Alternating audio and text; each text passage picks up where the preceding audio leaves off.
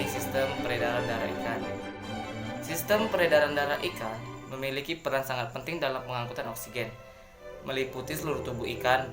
Organ-organ yang membantu dalam peredaran darah ikan seperti jantung, pembuluh nadi, arteri atau aorta, pembuluh balik atau vena. Yang keempat itu kapiler darah. Jantung pada ikan dibangunkan oleh 4 ruangan yang terletak di bagian posterior lingkungan lambung insang. Ruangan ini berurutan dari belakang ke depan, yaitu sinus venosus, yang kedua atrium, yang ketiga ventrikel, yang keempat itu ada conus arteriosus. Pertama-tama kita akan bahas sinus venosus. Ruang tambahan yang berdinding tipis, hampir tidak mengandung jaringan otot.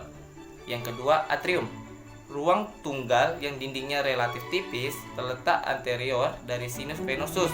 Lubang ini juga dijaga oleh klip atau katup atrioventrikular supaya aliran darah tidak kembali ke rongga atrium.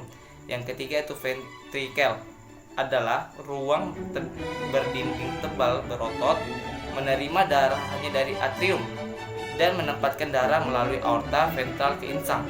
Yang keempat itu ada conus arteriosus, berkembang dengan baik tapi tidak mempunyai bulbus arteriosus. Conus arteriosus sudah terdeteksi menjadi suatu struktur yang sangat kecil, sedangkan bulbus arteriosus berkembang dengan baik.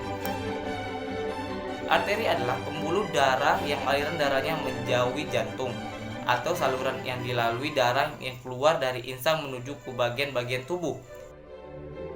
Vena pembuluh darah balik yang aliran darahnya menuju ke jantung. Bagian dalam darah vena yang mengalami tekanan hidrostatik yang tinggi umumnya kaya akan jaringan elastis dan sel otot licin. Kapiler adalah bagian percabangan saluran darah yang merupakan tempat terjadinya pertukaran zat antara darah dengan jaringan atau sel.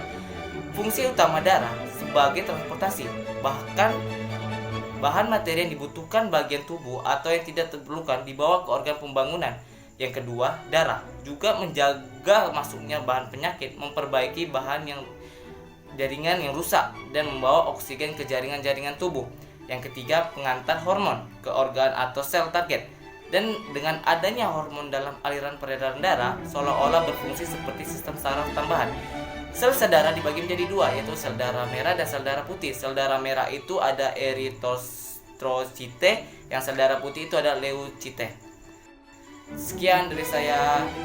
Terima kasih.